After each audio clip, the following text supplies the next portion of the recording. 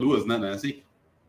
Pronto. Estamos ao vivo aqui já. Vamos entrar em alguns detalhes muito interessantes hoje. Essa é a nossa última live da tutora do ano.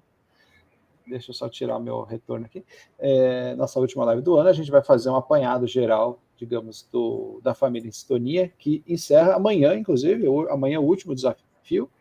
E no sábado tem um de encerramento. Mas, enfim, a gente vai falar um pouquinho sobre essa experiência, por que é tão interessante esse desafio, no sentido de o potencial que ele tem de realmente melhorar as coisas na casa, e por que isso acontece. E para quem entrou depois, não conseguiu fazer o desafio, ou fez e teve algumas dificuldades, a gente vai orientar como que isso pode dar continuidade. Então, o Gonzaga está aqui hoje com a gente. Obrigado, Gonzaga, novamente pela participação. É nóis.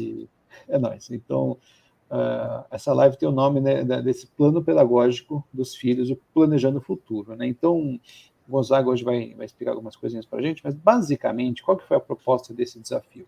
E também a proposta do jogo dos hábitos que a gente usou, né, como fonte de inspiração para esse desafio, que por acaso, né, não por acaso, também fui eu que criei esse jogo dos hábitos. Já vendeu quase 2.000 unidades, então o pessoal está comprando, está usando, está gostando, o feedback lá na Amazon está bem bacana. E qual que é o grande ponto? O grande ponto é o seguinte: independente do problema que você tem em casa, sempre vai ser positivo fazer pequenos ajustes na rotina, nos hábitos do dia a dia. E esses pequenos hábitos vão se somando, né, de maneira positiva, até que você tenha um resultado relevante, que é aquilo que você quer. Então é muito difícil uma pessoa ter um problema muito grande que seja resolvido de uma hora para outra. Então, o lance aqui é simplesmente destrinchar, pegar do hábito mais básico, começar a mexer ali, a gente mexe mais um. Então, foi o desafio de 30 dias. Claro que 30 dias é pouco para ter um resultado muito significativo, mas a proposta desse desafio foi o quê? Trazer esses hábitos, mostrar e colocar sempre junto dessa atividade uma reflexão. Essa reflexão é tão importante quanto o próprio exercício da atividade. Por quê? Porque é aí que o Gonzaga vai explicar que tem essa etapa fundamental da conscientização.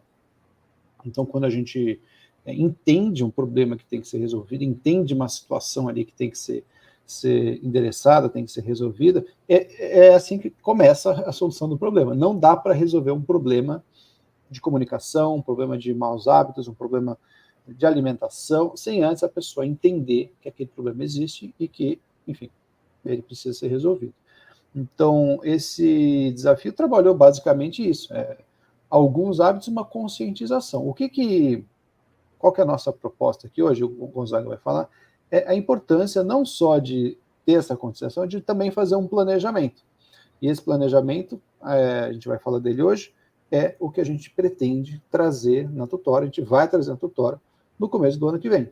Então, a gente vai trazer propostas de organização para as pessoas que fizeram o desafio, tiveram dificuldade. O normal é ter dificuldade, você vai pegar a refeição em família. Qual que é a chance de uma família que não está bem organizada conseguir, de um dia para o outro, sentar com a família ali e fazer uma refeição? Pode dar certo, pode não dar certo. Em geral, vai ter dificuldades. Nessas dificuldades, a gente vai entender e vai conseguir, dali, né, trabalhar e melhorar pouco a pouco. Então, hoje a nossa proposta é justamente falar sobre isso. Então, Gonzaga, puder explicar um pouquinho aqui para a gente, né, a importância, né, desse planejamento, né? Não só um planejamento do tipo, meu filho ano que vem vai estudar mais, vai fazer promessa de ano novo para o filho, ano que vem ele vai estudar mais, ano que vem ele vai ser mais organizado, ano que vem eu vou cobrar mais ele e vai dar tudo certo. Não é isso, né? É um planejamento interno nosso, inclusive, dessa conscientização. Fala, o Clóvis aí está online. Oi, Clóvis. A Eli e Thaisa, né? São os nossos seguidores cativos aqui, né? E Clóvis, inclusive, está envolvido nesse projeto que a gente está conversando agora, que é justamente entender e conversar com as pessoas que estão nesse processo de consertar a rotina dentro de casa. Então, Gonzaga, você poderia explicar um pouquinho como que uma família poderia começar esse planejamento, né? A gente conversou sobre isso na terça, né? Se você lembrar de alguns detalhes, foi muito boa a conversa, se puder trazer aqui para a gente. Vou me esforçar. Não tenho uma memória tão boa para lembrar o que aconteceu na terça-feira, mas eu vou fazer o possível. Essa questão de planejamento que você colocou é interessante, né? As promessas de ano novo, né? porque isso daí está mais para superstição do que para planejamento, né? Porque o planejamento exige uma série de passos que só você, né, fazer a firme proposta que seja de, não, no ano que vem eu vou fazer tal coisa, né? Na segunda-feira eu vou começar minha dieta, a partir de agora eu vou fazer isso, não é nada, isso é uma demonstração de interesse, né? Que às vezes nem é tão forte assim. O planejamento é uma coisa que dá trabalho de fazer e mais trabalho ainda de cumprir. Então, por que uma coisa tão trabalhosa é colocada com tanta, assim, com tanto valor, né? Porque o resultado de uma prática bem planejada, normalmente ele é garantido e ele é muito mais intenso do que de uma prática aleatória, por uma série de motivos, né? E um deles é justamente esse que o Maurício falou, que é a consciência do processo, tá? Então, vou fazer algumas analogias, né? Analogias que não fui eu que inventei, né? Elas já foram inventadas antes de mim, já faz uns 3.000 anos, porque a medicina, né? Uma que eu tinha contado lá nessa tal dessa reunião, Hipócrates, né? Que é chamado de um dos pais da medicina, ele tinha um dos vários adágios dele, era que o paciente, ninguém pode ser curado sem ter consciência de que está doente, né? Se a pessoa não percebe que ela está doente, ela não procura cura, afinal, né? Ela não é louca. Se ela se considera saudável, ela não tem por que ficar buscando alguma coisa para resolver um problema inexistente, né? E Sócrates usou essa relação para tratar, né, do que ele chama de cuidar das almas, né? Então, o que é o processo socrático nesse sentido? É um chamamento de atenção, né? Ele percorreu ali as ruas de Atenas, chamando a atenção das pessoas para que elas revisassem vamos dizer assim, as convicções que elas tinham, as tais das convicções fortes, para perceber que aquelas convicções não tinham muita sustentação, né? E a partir dessa percepção, elas refletiam a respeito da vida e percebiam que a vida delas estava um pouco diferente daquilo que elas imaginavam que devia estar. Então começou, né, esse processo da reflexão filosófica mais ou menos nessa relação. E é um pouco isso, né, que significa esse processo de conscientização, né, que o Maurício estava colocando. A gente precisa perceber o que a gente está fazendo, né? O que a gente, primeiro, o que a gente é, o que a gente acha que é, o que a gente se propõe a fazer, o que a gente acha que está fazendo, para onde a gente está indo e para onde a gente acha que está indo. Olha que legal. Né? Porque a gente vai perceber que, na maioria dos casos, se isso não é feito com muita atenção, há um abismo entre o que a gente quer fazer e o que a gente efetivamente faz, né? E esse abismo é o que dá uma série de dificuldades, de problemas. Uma coisa que o Maurício falou é muito difícil, um problema muito grande, ser resolvido de uma hora para outra. Tem mais além é ótimo, né, essa expressão, mas tem mais coisa. É muito difícil um problema grande não ser minimizado por boas práticas acessórias também, né? Então, uma coisa interessante do desafio, né, dos 15 passos que o Maurício criou, baseado no jogo dos hábitos, não importa se aquilo que você está treinando ali é um problema que você detecta como um problema forte. Isso aqui a gente não faz, mas não dá tanto problema. O fato de fazer ajuda no tal do problema, porque vai criando bons hábitos que todos eles colaboram, eles participam da solução de qualquer problema, né? Por isso que uma coisa que a gente acha muito boa é a tal da inteligência. A inteligência não serve para nada a princípio, a gente só descobre quando a gente precisa, né? Olha, pensei aqui numa coisa legal, nossa, descobri uma coisa. Sim, aí você percebe. Quando não tem nada para resolver, nada para pensar, nada para se preocupar, a inteligência, não importa se ela é muito, se ela é pouca, ela não serve para nada, né? Então é mais ou menos aí que a gente vai percebendo o valor dessas práticas, né? Para quem já tem aquilo como uma prática, como um hábito, muitas vezes pode precisar só da consciência daquela prática, para que aquilo seja feito de uma forma muito mais segura, muito mais precisa, né? Agora, outros não têm, vamos dizer assim, a prática, mas entendem a importância da prática. De fato, eu percebo que as relações não estão tão boas, eu vejo que aqui podia mudar, aqui, né, podia dar uma melhorada, e tem o outro caso que não consegue nem detectar a importância dessas pequenas coisas, né? Então, esses não se dão a oportunidade de testar uma coisa importante e verificar eles mesmos no que aquilo pode se tornar, Né? Então, eu estou colocando as 3 alternativas básicas aqui, porque elas fazem parte dessa... Eu ia falar conscientização, mas estou usando muito essa palavra, né? Ou melhor, essa apropriação da própria vida. Né? Você se torna mais dono daquilo que é seu, né? Da sua própria vida, da onde você a está dirigindo, para onde ela está caminhando. Então, isso tudo, né, foi para mostrar a importância da existência de um planejamento. No nosso caso aqui, né, que a gente está colocando planejamento pedagógico, né? Deixa eu fazer um adendo rápido, né? É o merchandising da coisa. A gente fala muito de plano pedagógico dos filhos, de como ajudar as crianças, aquela coisa toda. Eu sei que isso vai parecer meio chocante, né? E para alguns até um pouco incômodo, mas o que funciona para as crianças funciona para os adultos também, viu, gente? Sem querer ser chato, né? A gente fala muito das crianças porque as crianças estão menos estragadas. Então, o trabalho... Ainda tem esperança, né? Ainda tem esperança. Sempre tem, enquanto está vivo, né? Então, o trabalho com a criança, ele é um trabalho mais fértil, né? Porque a criança tem menos craca para tirar. Agora, é recomendado que, inclusive, os próprios pais, e quaisquer adultos, não precisa ser pai nem mãe de ninguém, que eles próprios também tenham já contato com essas possibilidades, porque, como falei, né, tá vivo. Né? Enquanto está vivo e continua sendo ser humano, ainda há a possibilidade de desenvolvimento. E o desenvolvimento... E até porque o exemplo que é o que educa é o exemplo, né? Então, se você quer que seu filho tenha determinado comportamento ou que tenha determinada virtude, você precisa exercer aquela virtude na frente deles, para eles perceberem como funciona. Então, se você sentar e pegar a definição lá pergunta para o ChatGPT, o que é caridade? E entrega para a criança, entendeu? Agora faz. Não é assim que funciona, ele precisa entender. Precisa ver o que é gentileza. Aí você pode pegar as definições, mas as definições, ainda mais para uma criança, não é o suficiente. E mesmo para o adulto, né? Se você pegar as explicações da virtude, na hora do dia a dia, você fica pensando, será que aqui é assim ou é assado, né? Então, a prática que vai mostrar isso daí. Sim, se a mera enunciação do conceito fosse suficiente, o ChatGPT era o sujeito mais virtuoso do universo, né? Até alguém perguntar o que é maldade, ele vira maldoso na hora. Não é assim que funciona. Né? Então, não é porque a gente percebe, que a gente conhece, que sabe, né, o conceito de alguma coisa, que a gente tem, de fato, aquilo como um dado, um bem. Né? Não é assim que funciona.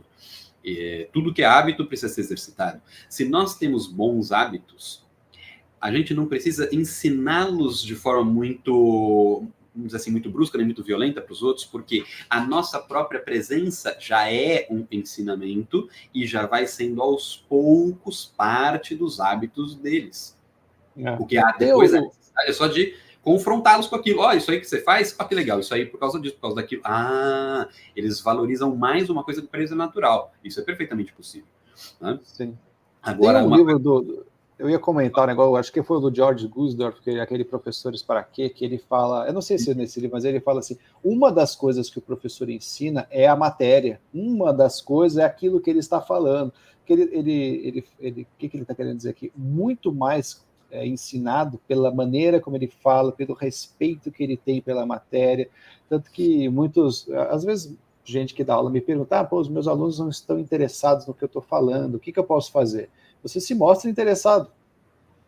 Porque é intrigante ver um professor apaixonado pela matemática, apaixonado pela literatura, apaixonado pela geografia. Você fica assim, por que esse cara gosta tanto desse negócio e eu não gosto? Esse cara está vendo algo que eu não estou vendo. Porque assim, talvez você nem lembre da matéria e quando você pesquisar no futuro, você vai fazer toda a pesquisa de novo, mas você fica com aquele negócio pode ser apaixonante para alguém. Então, sim. É a sementinha ali, então é o exemplo, né? Sempre esse exemplo. Então, o que a gente estava falando, né?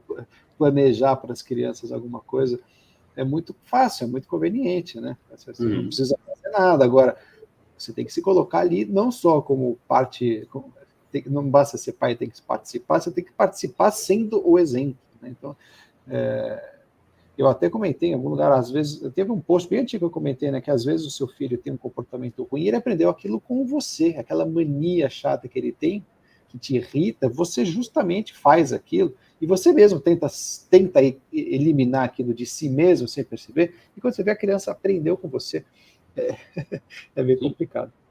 Aliás, né, essa questão do espelho da criança, normalmente os defeitos que a gente tem são os que mais incomodam quando a gente vê no outro. Tá? Exatamente. Porque eles escondem uma vergonha que a gente já sente. Né?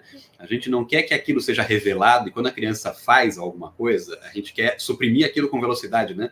Não posso deixar que as pessoas percebam que não é só dele isso daí, né? Isso daí vem de outro lugar.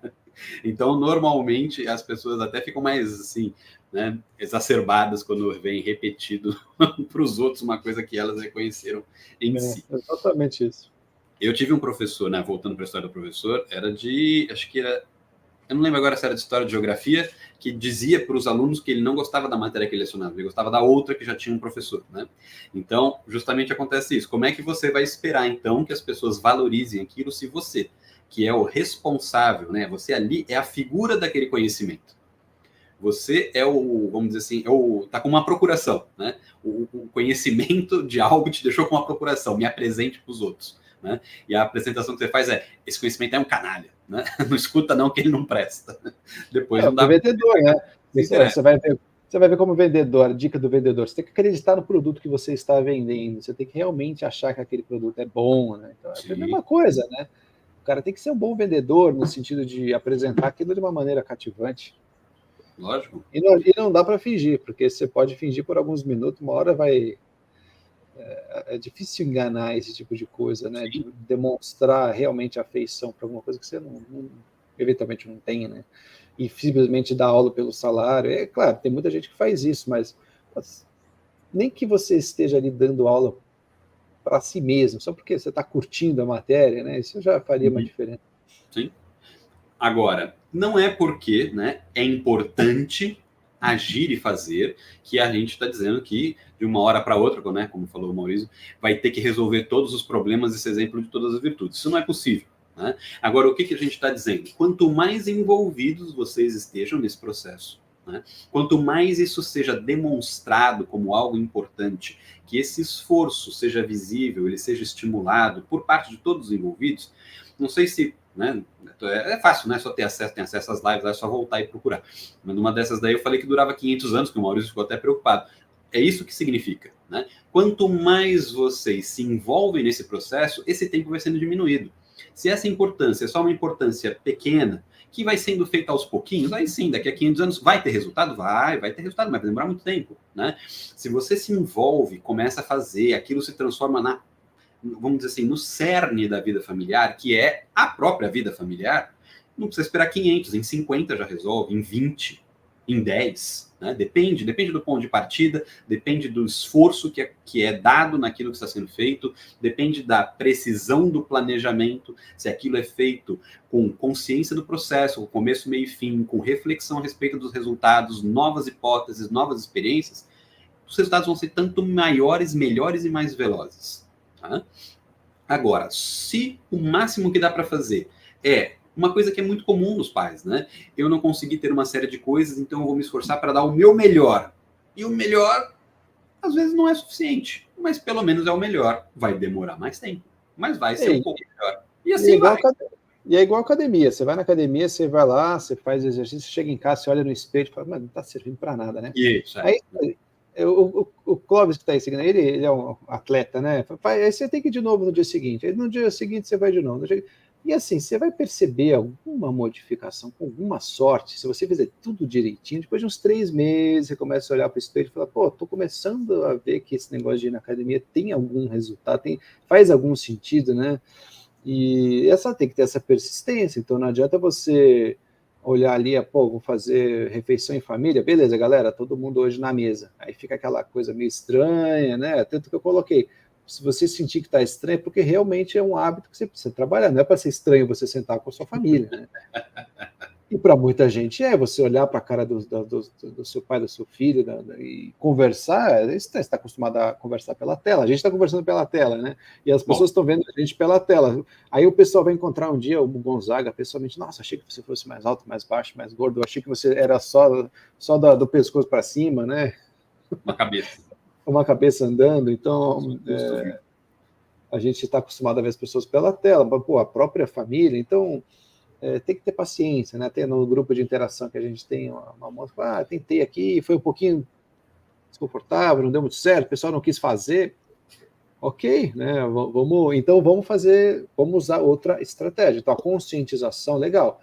A pessoa entendeu a tarefa, entendeu a importância, se dispôs a tentar, não deu certo, tranquilo, vamos tentar por outra abordagem, vamos começar por outro, talvez algum hábito mais básico anterior ainda pudesse ser trabalhado, então a gente vai identificando, e está aí a ideia do planejamento, né? Porque, por exemplo, se você fez o desafio, teve dificuldade, não sabe o que fazer, aí a partir de janeiro a gente conversa e vai ter, né, a gente vai conseguir direcionar e dar essas sugestões. A associação com a academia é interessante porque acho que especialmente o começo é exatamente igual. É doloroso e frustrante, né? Então, trabalhar com educação e trabalhar com o corpo dá a mesma coisa, né? Só dói e você fala, não estou vendo nada, né? É um trabalho que exige persistência. Por isso que é importante a conscientização. Se você não tem clareza do que está fazendo, logo você desiste. Porque você vai fazer 1, 2, 3, 10, 15, que seja 20, 30 vezes, fala, bom, não deu, não sei quanto tempo, isso é muito ruim, não sei quanto tempo eu tenho que fazer, o que eu tenho que esperar, estou fazendo a esmo. Ninguém consegue suportar isso por muito tempo, a não ser que tenha uma convicção muito forte na pessoa que está falando. E eu, pelo amor de Deus, não quero inspirar essa convicção forte em ninguém, não. Eu quero que vocês entendam. Exatamente. Né?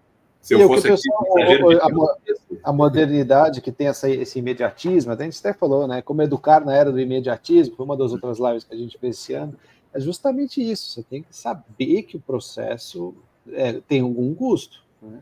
E a mesma coisa com a academia. Depois de um tempo, quando você começa a perceber que estou pegando jeito, estou entendendo, estou vendo o resultado, aquilo é motivador.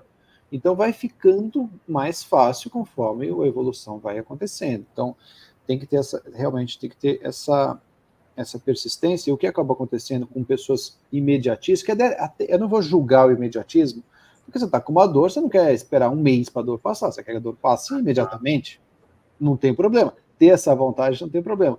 Qual que é o problema? Você achar que a educação se resolve com pílulas mágicas, e não só mágicas, mas pílulas de fato. Então, você fala assim, bom, o filho não está obedecendo, porque ele, obviamente, ele tem algum problema, então eu vou levar ele no médico, que vai receitar alguma coisa que vai resolver esse problema. Se o problema se resolve, problemas de ordem de saúde se resolve com pílulas, a sua achar a pílula certa. E tem uma pílula nova, uma ciência nova aí, que agora não tem efeito colateral, fica toda aquela coisa para se convencer de que o problema se resolve assim rápido, né? E acaba sendo uma espécie de fuga, porque quando você leva a criança no médico, você está dizendo o seguinte, e eu não sei o que fazer, provavelmente eu não fiz nada de errado, é você que vai fazer essa solução para mim.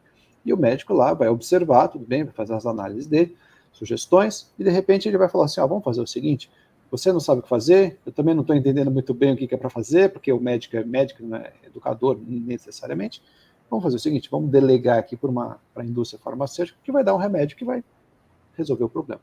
E não vou dizer, né, que isso não deva ser feito nunca, mas eu sou a favor de, primeiro, exaurir as possibilidades quando aparentemente adequado, exaurir as possibilidades via educação correta, e depois, quando você realmente percebe que não tem jeito, aí você leva no médico, aí, enfim, avalia. Claro, tem casos e casos, não estou generalizando, pelo amor de Deus, tem casos que você tem que levar no médico imediatamente e medicar o quanto antes, tem casos que é o contrário, quanto antes for medicado, maior o aproveitamento do remédio, porque você tem a janela de oportunidade, onde a plasticidade do cérebro é mais adequada. Mas, assim, no modo geral, a gente acaba vendo o excesso não vou dizer de medicação, mas de delegar. Os pais simplesmente falam, não, a escola que tem que ver isso, se a escola não está dando conta, então eu vou levar aqui no psicólogo, eu vou levar no psiquiatra e todo mundo vai resolver e eu não vou fazer nada.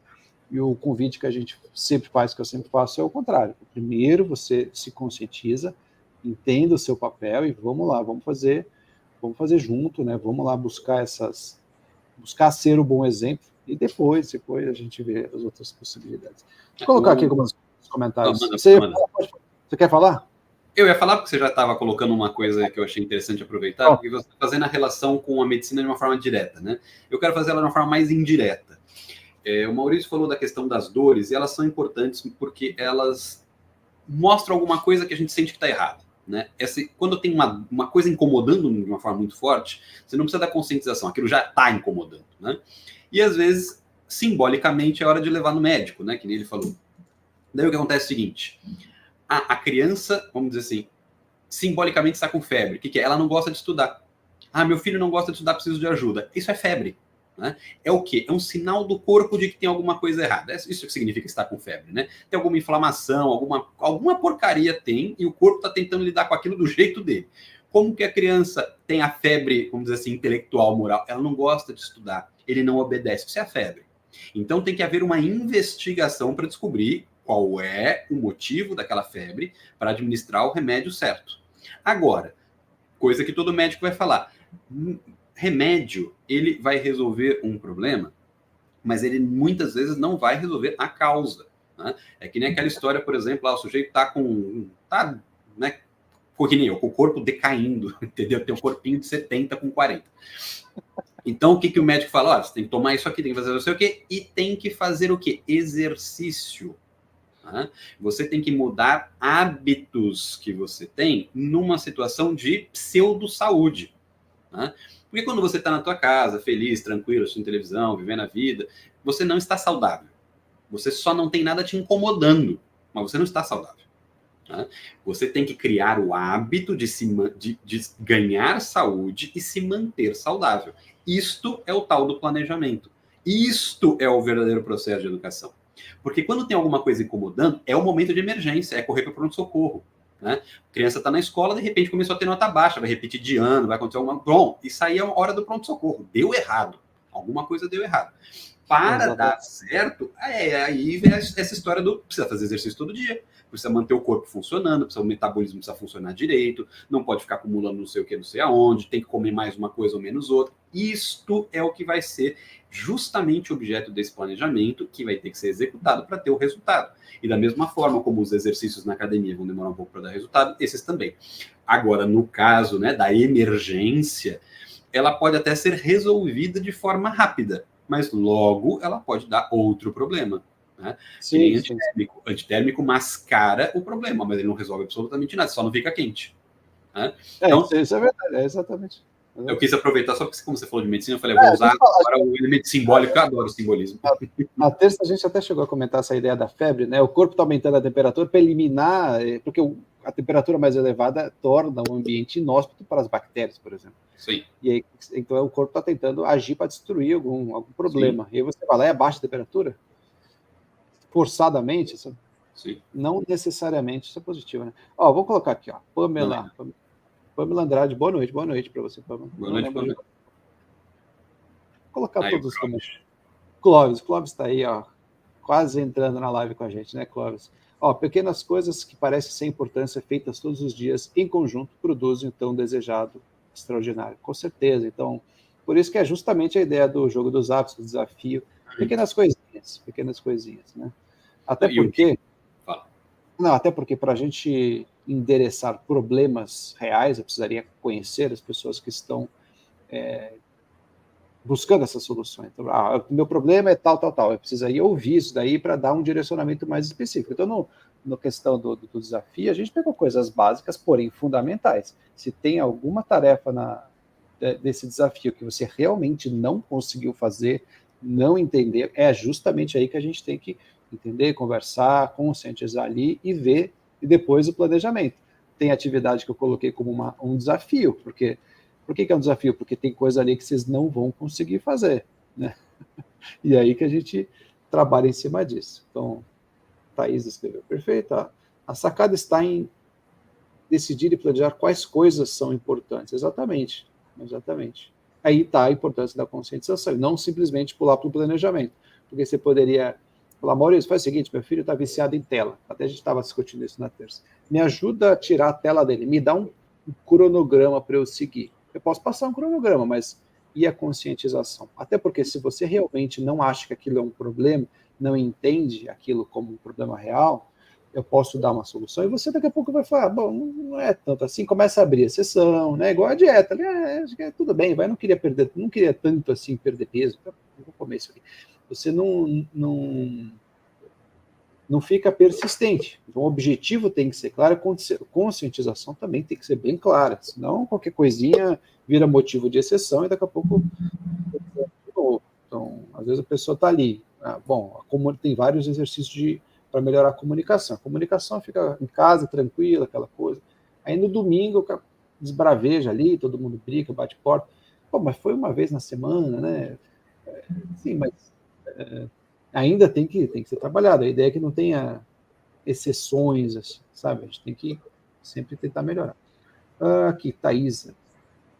Um mau hábito, como fumar ou reclamar, adquirimos e internalizamos muito rápido. Mas por que é mais fácil por que é mais difícil adquirir um bom hábito? Quer responder essa aí, Gonzalo? Posso responder, né? A gente tem uma percepção, na verdade, de que é difícil. Na verdade, é difícil adquirir qualquer hábito, né? É que a gente faz com muito mais frequência coisas que depois a gente percebe que não são adequadas, por uma série de motivos, né? Inclusive pela própria frequência com que a gente vê aquilo sendo feito, né?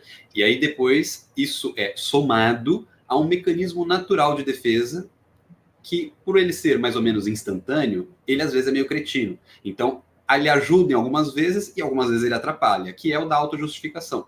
Ninguém faz nada que acha que está errado, porque se fizesse era louco, né? A gente tem uma tendência natural e instantânea de justificar o que a gente faz. Eu sei que não pode brigar, mas daquela vez, ou seja, acha que pode, né? Eu não acho que tenha que gritar, eu só grito, ou seja, acha que pode, acha que deve, senão não fazia, não faz sentido. A gente só faz o que acha que está certo. É que a gente não percebe isso. E isso também faz parte desse mecanismo, porque quando a gente coloca isso no preto e no branco, a gente fica com cara de tacho, sabe? Olhando e fala, acho que eu sou meio retardado. Por quê? Porque isso é automático, né? Então, na verdade, quando a gente quer construir um bom hábito, a gente tem que fazer um processo duplo. Porque a gente sente isso com força, porque a gente tem que desfazer um mau hábito primeiro.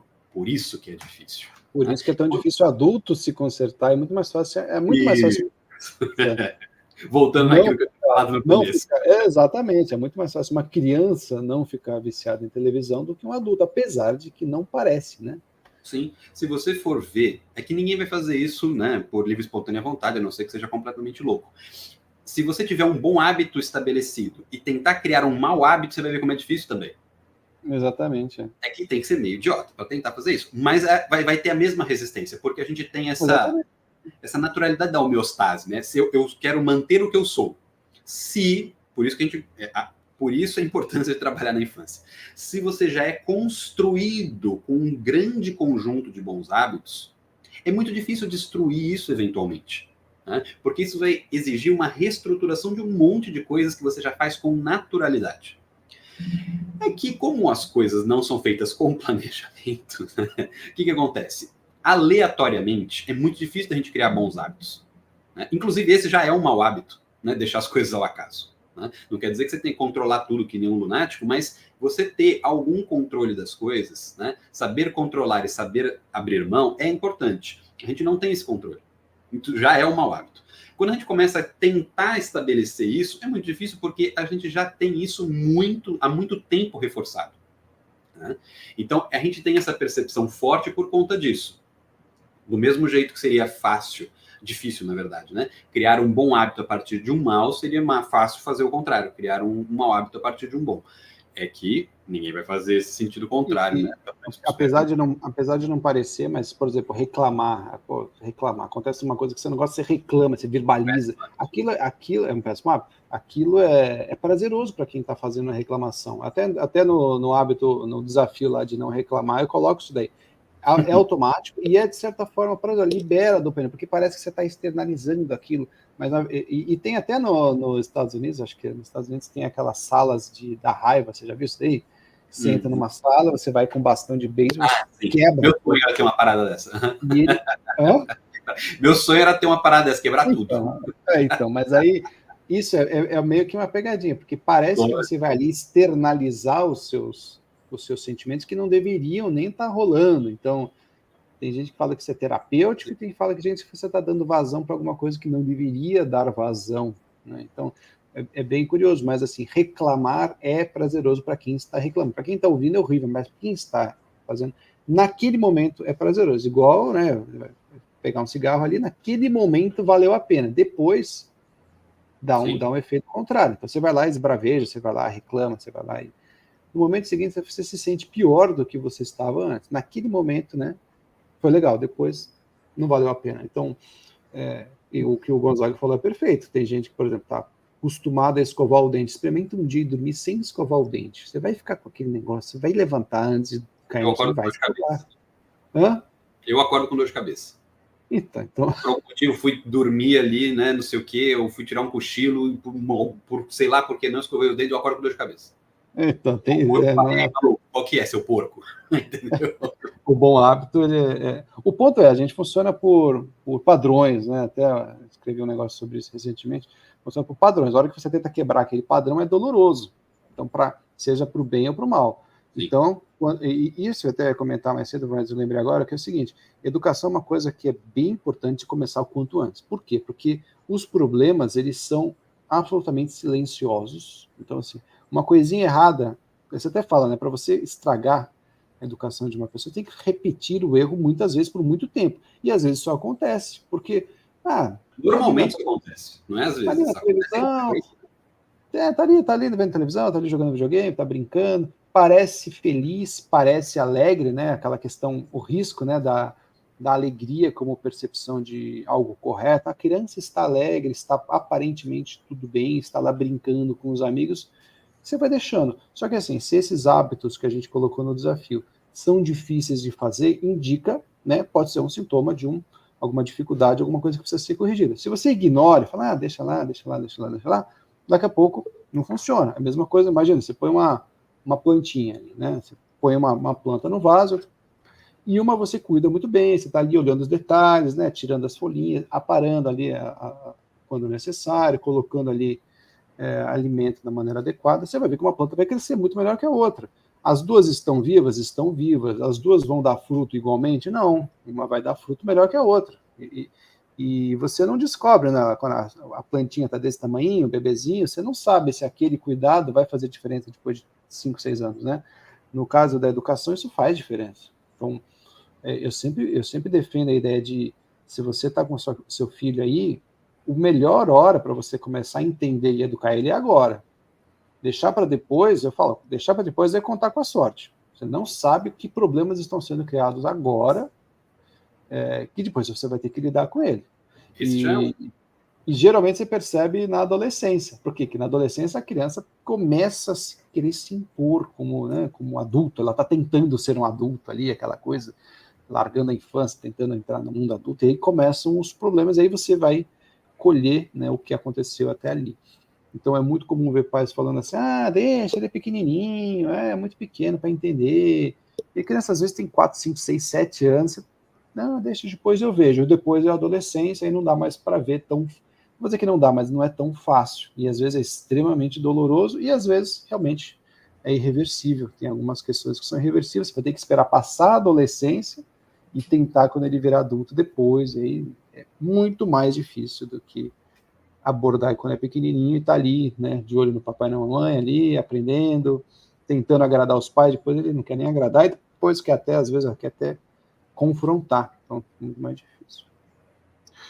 Tá cheio de comentário aqui, é isso? Deixa eu ver aqui. Ó, a Kel tem participado bastante. E ao contrário também acontece. Se não está difícil agora, vai ficando mais difícil depois. Né? Então, aquela que eu até comentei com o Clóvis outro dia, né? Assim, você vai sofrer de algum jeito. Na academia, você vai sofrer de algum jeito. Ou fazendo exercício, ou sofrer com sedentarismo. Você vai sofrer de algum jeito. Educação é a mesma coisa. Ou você vai agora se dedicar e passar por algumas dificuldades ali para colocar os hábitos no lugar, ou depois você vai sofrer porque aquilo cresceu e virou um problema grande.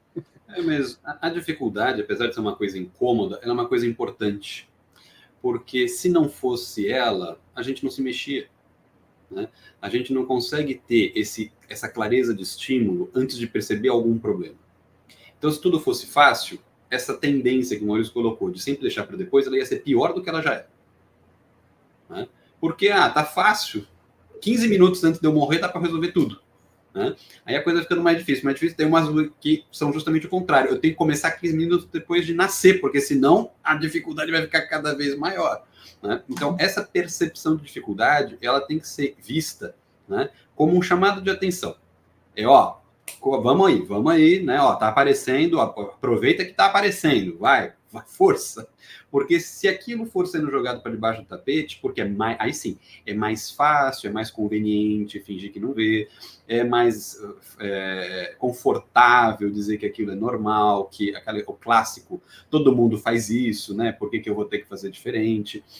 Aí sim, aí você não está querendo olhar para essa circunstância, perceber que isso existe e o que é difícil vai ficando próximo de impossível. Aí é uma dificuldade criada, né? A gente tem muitas dificuldades que a gente cria e não percebe. E tem que tomar muito cuidado com aquela coisa que você falando, todo mundo faz, então tudo bem, não, todas as crianças estão jogando esse videogame, todas as crianças estão fazendo, é muito comum a própria criança às vezes trazer isso da escola, né?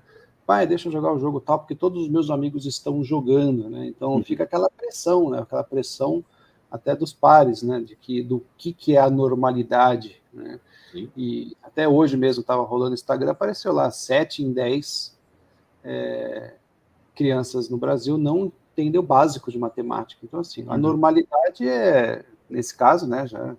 Sim. Qual que é a normal nesse caso? A normal é não saber, né? A normal é não sei quantos por cento de brasileiros não compraram e nem leram nenhum livro em 2023.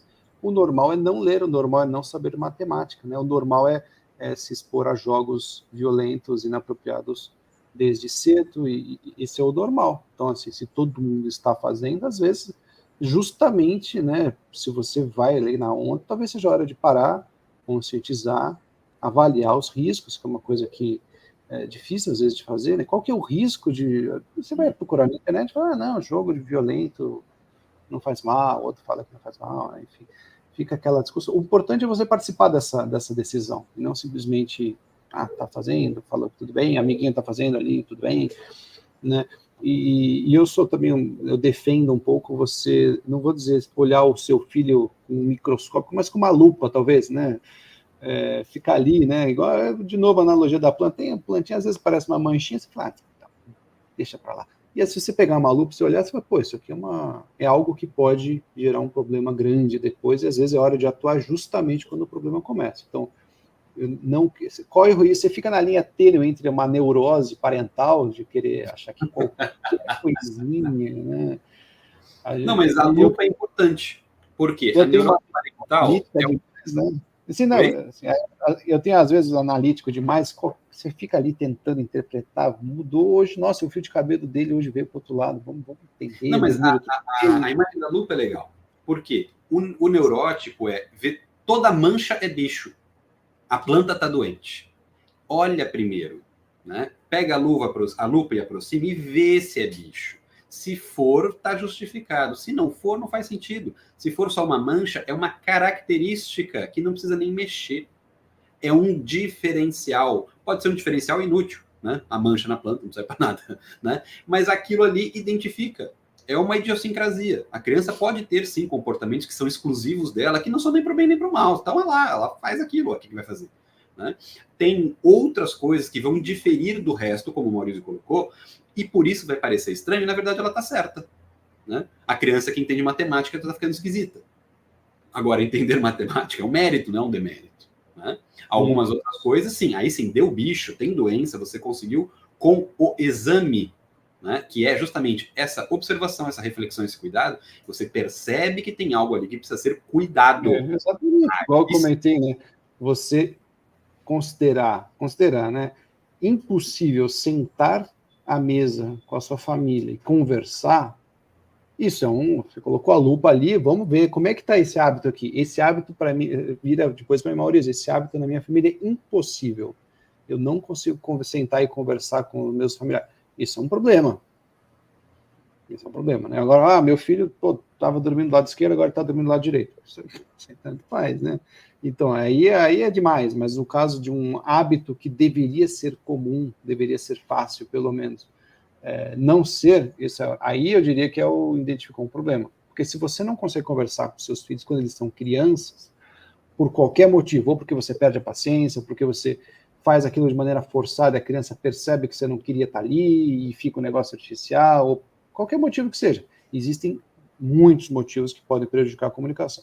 Se a criança tem 8, 9, 10 anos, você não consegue fazer isso, quem diria, quiçá, né, fazer isso quando ela tiver 14, 15, 18 anos, Ela própria ela vai estar buscando aprovação externa, porque a interna já, em tese, a etapa ali de buscar aprovação interna meio que já foi. Agora vai procurar aprovação externa e não vai conversar com os pais.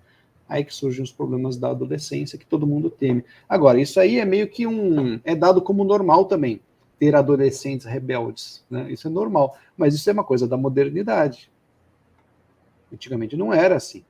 Assim, os adolescentes se rebelar contra os próprios pais, querer fazer exatamente o contrário daquilo que eles fazem ou dizem para fazer. Isso aí é uma coisa recente. Eu não sei se vocês tinham essa informação, né? E até hoje, né, famílias mais próximas, digamos que têm esses hábitos bem ajustados, não têm filhos rebeldes. Uhum. Então, de novo, né, cuidado com a normalidade quando ela não parece tão boa, né? Então, vamos lá, Clóvis de novo, vamos colocar o Clóvis aqui. Daqui a pouco eu te passo o link e você conecta aqui com a gente, Clóvis. Ó, em geral, a raiz desse problema está no hedonismo, a satisfação imediata. Eu deveria colocar esse comentário antes. A satisfação imediata dos desejos que aparentemente geram felicidade, enquanto a verdadeira satisfação é eudaimônica. Como é que escreveu? Eudaimônica. Isso. Está muito pequeno isso aqui. A consciência e satisfação no processo que vai levar ao resultado desejado. Com certeza, assim, você ter hábitos bons em casa, aquilo é prazeroso por si só, né? E vai trazer os resultados adequados. Sentar à mesa com os familiares, conversando, aquilo é extremamente divertido. Deveria ser extremamente agradável. Então, você não tem que fazer inclusive esses bons hábitos, eles têm que ser naturais. Se for um negócio que você está se esforçando muito, ou você está no processo de aquilo se tornar um hábito bom, ou realmente não está ainda fazendo da maneira adequada, tem que ajustar ainda antes de dar certo. Né?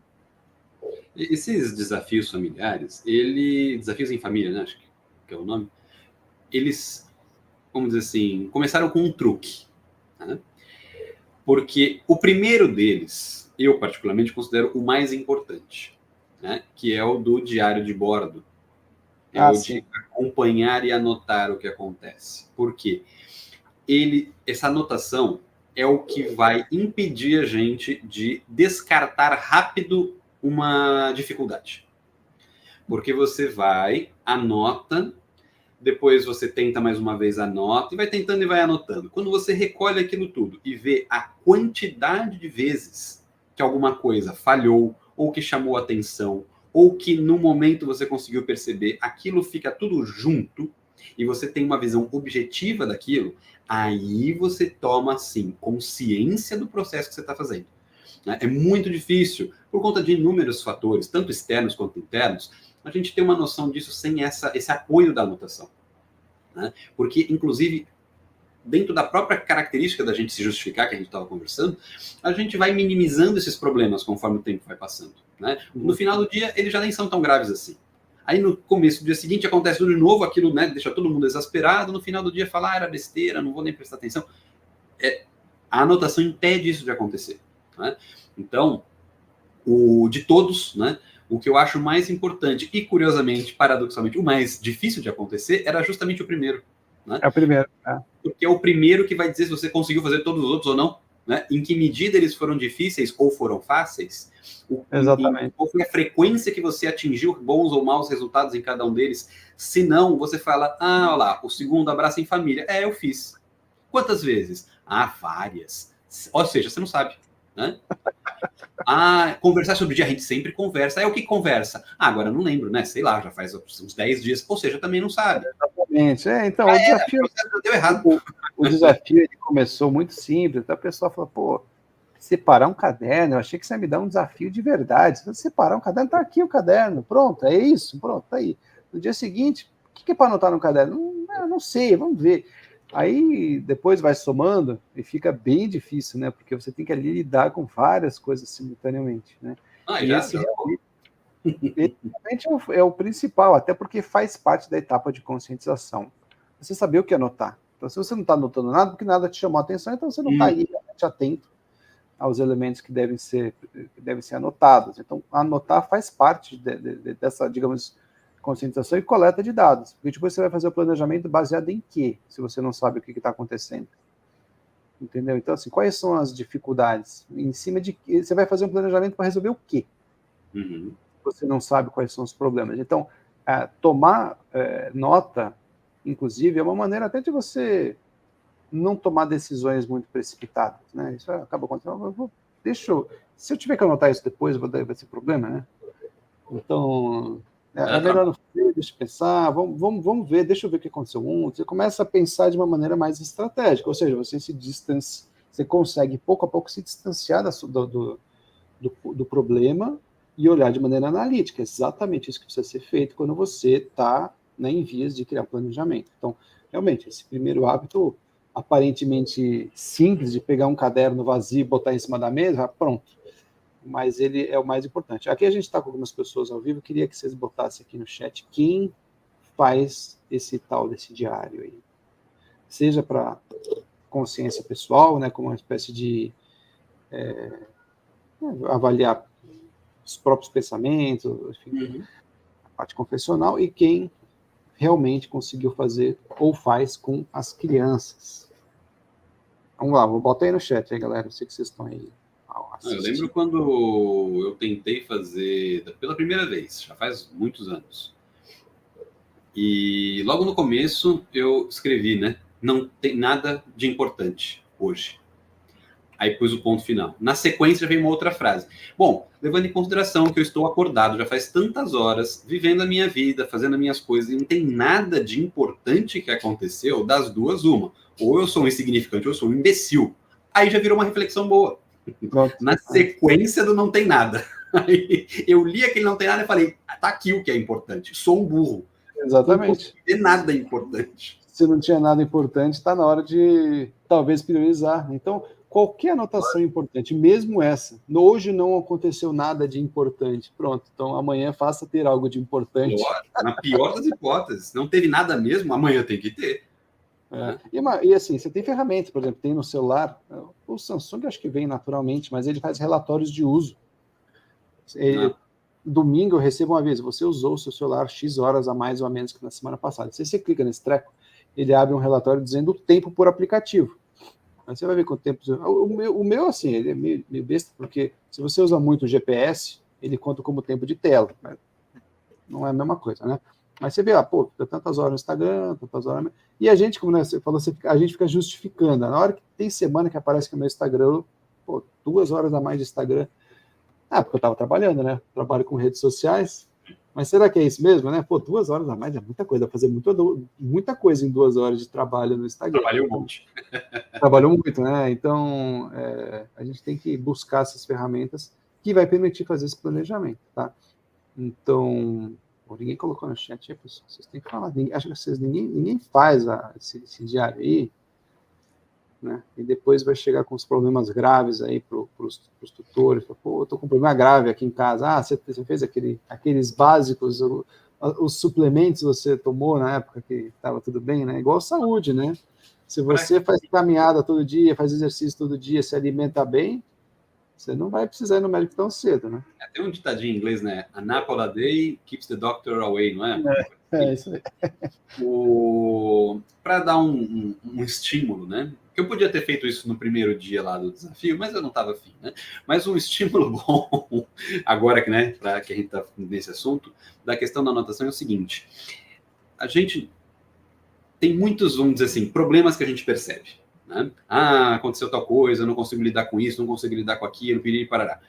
Mesmo na questão, vou usar o caso das telas, ou no caso da conversa, se você faz uma anotação bem feita, você vai perceber que muitos, e não, eu não estou brincando, muitos desses problemas não são tão frequentes quanto eles parecem. Exatamente. E aí você nota que você quase acerta muitas vezes. Aí você fala, nossa, num dia da semana deu tudo errado, mas nos outros deu tudo certo. Quando você vai olhar, no dia que deu errado, você vê que você fez um monte de coisa esquisita. Aí fala, era só eu ter ficado normal, tinha dado tudo certo.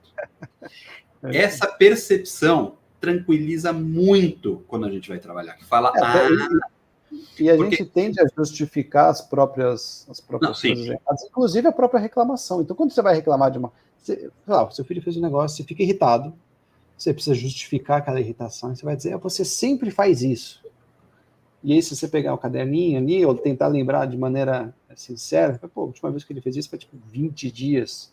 Só que para justificar aquela sensação, a gente dá uma exagerada, às vezes, ou então realmente sente que está acontecendo o tempo todo.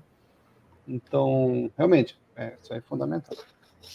Então, é uma experiência interessante para perceber, e ela tira muito a tal da sensação de culpa que a gente sente por essa impressão de agir muito errado. Quando você olha, né, o tal a gente reclama do outro, que o outro faz sempre muita coisa, mas a gente tem isso dentro da gente também. A gente acha que a gente erra o tempo todo. É muito comum a pessoa ficar, assim, muito mal, ela se vê muito mal. Né? Eu não acerto nunca, eu não faço nada certo, porque é assim, olha lá como é que eles ficam, como é que acontece com isso. Quando você para, objetivamente, para avaliar isso, usando esses registros, esses documentos que você mesmo prepara, isso te tranquiliza, você fala, pô, tudo bem, eu de fato erro, mas muito menos do que eu achei que eu errava. Isso dá muita energia para acertar depois de novo. Porque essa impressão que a gente tem de errar continuamente, ela é um veneno. Ela impede que a gente acerte. Porque fala, pô, eu já erro tanto, entendeu? Todo dia eu faço besteira. O que eu vou fazer? Abandono, né? Não é isso, ao contrário. A sensação de dor, quando você tem um problema, a sensação de perda, ela é muito mais forte do que a sensação de ganho. Então, isso tem um monte de pesquisa sobre isso, né? A pessoa tem 100 reais, a sensação de perder 20 reais é muito mais intensa do que a de ganhar 20. Sim. Já viu essas pesquisas? Então, a gente tende a dar um peso muito maior para as coisas negativas, até porque, de certa forma, tem a ver com a questão de sobrevivência. Né? Os problemas podem ser fatais, então vamos levar eles a sério. Né? Então, só que nem sempre isso é realmente necessário, até porque, quantos dos problemas do dia a dia, especialmente relacionados à educação, são realmente de vida ou morte? São muito raros, são poucos, né? Existem, mas são poucos. Então, só que assim, a gente está desacostumado a lidar com essas coisas no dia a dia, né? Essa sensação de perigo real. Então, a gente acaba naturalmente exagerando, às vezes, em questões que não são necessárias. Aí acaba dando esse peso, né? Até a Thaisa falou do mau hábito ali. No caso da reclamação, a gente tende a sentir aquilo com mais parece mais real, né? Luiz Lavelle falava sobre isso, né? A dor, ela parece muito real. Tem gente que se apega ao sofrimento e à dor porque você tem uma sensação de estar conectado ao real. É um fantasma, fica te assombrando. Sim. Até o aspecto, vamos dizer assim, efêmero do fantasma, ele é uma analogia boa aqui, porque quando você investiga com mais clareza, você vê que muitas vezes era só uma impressão. Sei lá, algumas vezes deve ter o fantasma, mas a maioria era só uma impressão. Como que você tira essa impressão? Justamente pondo essa realidade na coisa, objetividade. Usando a tal da lupa, você olha a coisa para ver como ela é de fato e vê que aquilo é só sombra, não é nada efetivamente. Sim. E aquilo fala, bom, não preciso ter medo do negócio, então, porque ele não é nada daquilo. Né? Eventualmente o fantasma aparece, mas aí, né, a gente enfrenta, o que vai fazer? Não tem muito para onde correr. Quanto antes melhor, né? Quanto antes melhor. Aí vai e faz, né? Porque... Até criança de 3 anos de idade que às vezes fala, meu filho está viciado em tela, fica na televisão o dia inteiro, chora quando desliga. Eu falo, meu amigo, faz o seguinte, tira a televisão da sala e fala que quebrou, leva lá, tira da tua casa, quebrou. Eu também estou triste, que não tem mais. Vamos arranjar outra coisa. Não tem como você ligar a televisão se ela não estiver na parede, na tomada. Agora, você vai fazer isso com criança de 10 anos, já ela vai falar, pai, eu sei que você está de sacanagem, né? Então, é mais difícil. Sempre quanto antes é mais fácil. Ela é boa porque ela mostra não só o vício da criança, por exemplo, na tela, mas ela mostra o vício da família inteira. Claro, com certeza. Né? Porque aquela história, eu tô com problema com telas, preciso acabar com isso agora. Pega um martelo e quebra. Exatamente. Vai ali no meio da sala, tá a televisão, arrebenta a televisão. Deixa ela até de quadro lá, toda quebrada. Não dá para usar. Fica para todo mundo assistir aquele negócio. Né? Mas isso, a pessoa, ela vai se sentir, ela tá dando um tiro nela mesma, entendeu? Porque aquilo faz parte já. ela recorre àquilo. Aquilo é importante para ela também. Então, vamos na manha, entendeu? Se você percebe que isso é muito mais cruento do que parecia, então a coisa tem que ser feita aos poucos. Aquele negócio tratamento de droga tem que ser feito aos pouquinhos, né? Senão todo mundo entra em colapso, começa a se jogar do prédio. Perigoso, né? Então, isso é importante para mensurar esse tipo de coisa. Fulano não sai da internet. Arranca a conexão da internet. Exatamente. Pronto, quando acaba a luz. Que lindo. Não, mas aí, então não é só esse o problema. Essa sensação de tédio, né? Esse sofrimento pela falta do estímulo do eletrônico, por exemplo, qualquer que seja. Imagina assim, você está na tua casa. Esse ano teve uns apagões, né? Imagina assim, acabou a luz. Você fica desesperado que as coisas da geladeira vão estragar. Daqui a pouco está mais ou menos tudo no lugar e você não tem nada para fazer. Pode ver, daqui umas 2 horas, 3 horas, você está ali de repente pegando um livro, né? Então, assim, não foi um sofrimento tão grande assim, o tédio não fez tão mal assim. Aí você reclama que o 3G não tá, vai acabar, acabou a bateria do celular, aí, né? Você começa a ler, de repente você está ali procurando um jogo no armário, não chega, não é que assim, não dá para ficar sem televisão, dá assim. A gente sobrevive. Tem como? Sobrevive. Não sei se felizmente ou infelizmente, mas a gente sobrevive. Bom, acho que por hoje a gente falou bastante. A lição aqui, né? Acho que. Por favor, pode falar. Estou esperando chegar mais no final para insistir nisso. Claro. Por que eu resolvi chamar a atenção justamente para o caso do desafio do diário de bordo? Porque a gente aqui não só está fazendo a live de encerramento, mas é uma live de introdução, né? A um momento ali que a gente vai ter no ano que vem. E este passo é um passo importante. Né? Se a gente vai fazer um plano, um planejamento, algo que seja palpável, que a gente possa usar para se guiar, para guiar os outros, este passo precisa existir. Não precisa chegar, né? Não, agora eu sou expert, anoto tudo, né? Eu vejo uma mosca, eu falo, hoje entrou uma mosca na minha casa. Não é para ficar lunático por causa disso, né? Mas esse hábito, ele precisa começar a aparecer. Esse cuidado de anotar essas coisas que são pontos de reflexão. Porque sem eles, não há planejamento que sobreviva. O planejamento vai ser abandonado no meio, com certeza. Eu não estou dando assim, muita gente não consegue. Eu estou afirmando categoricamente. Vai falhar.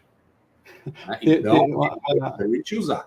Manda. Você tem razão. É uma época que eu estava fazendo terapia e tal, tinha uns problemas particulares e tal. Aí eu não chegava a anotar, mas eu ficava refletindo sobre as coisas, né, fazendo aquela análise de exame de consciência, etc. Aí eu chegava na sessão seguinte, eu falava as coisas, eu falava, pensei nisso. Aí uma hora o cara falou para mim, pô, Maurício, você vem aqui fazer análise comigo, e você já traz tudo analisado? Por que você... Aí eu falei, pô, eu não tenho muito o que fazer. Aí eu falei, não tem muito o que fazer. Eu falei, bom, se eu já estou fazendo o trabalho que eu estou pagando, vamos fazer o seguinte, vou embora daqui, tá caro esse negócio, porque você acaba tomando as rédeas da própria vida, da própria consciência, porque você começa a conseguir, de fato, criar esse distanciamento de si mesmo, naquele momento, aqueles 5 minutinhos, e isso faz toda a diferença, 100%, muda totalmente. Coisas que são importantes, que você não está prestando atenção, você começa a prestar, e ao contrário, igual o Gonzaga falou, hoje não aconteceu nada de importante. Isso é uma anotação extremamente valiosa. Muito, eu nunca esqueci. E ela deu efeito na hora. Na hora eu li aquilo e falei, mas meu Deus do céu, só posso ser um retardado. Aí começou a funcionar. Essa é muito boa, muito boa. Essa é a melhor anotação que eu já fiz na vida. Então, hoje, o que você falou é verdade. A gente está encerrando as lives desse ano, foram 30, fora algumas que foram feitas no Instagram. Então, muitas delas, eu diria que são quase como aulas, né? O Gonzaga fica discorrendo aí, eu fico atrapalhando um pouco, mas tem até um pessoal que chama, pô, cadê aquela aula? Quando eu fui ver, a pessoa estava se referindo às lives. Então, quer dizer que, pô, estamos trazendo conteúdo, isso é importante. E ano que vem, realmente, a gente vai trazer algumas novidades e muitas delas relacionadas justamente a isso, esse planejamento. Então, claro, assistir curso, procurar livros, né, isso é tudo muito importante, mas a gente quer trabalhar justamente com aproximar mais essa questão da conscientização e a gente vai dar apoio no planejamento. Então, a gente vai... Em janeiro, a gente está conversando bastante aí, com a equipe aqui, mas em janeiro traremos essas novidades. Então, queria agradecer aí a audiência de vocês. Estarei disponível no celular aqui, com certeza, e semana que vem, diferente de férias, eu vou estar escrevendo essas novidades loucamente para o ano que vem a gente chegar com produtos e ideias e coisas muito mais interessantes. E o Clóvis está aí, ó. Sempre um prazer imenso ouvir vocês. O Clóvis tá chateado que não participou da live, né, Clóvis? Mas a gente com certeza vai ter muitas outras com o Clóvis e outras pessoas que também vão participar aqui com a gente. Então é isso. Gonzaga, muito obrigado novamente pela participação. É um prazer. E é nóis. Ano que vem estaremos presentes. Valeu, pessoal. Obrigado pela audiência. Até mais. Boa noite.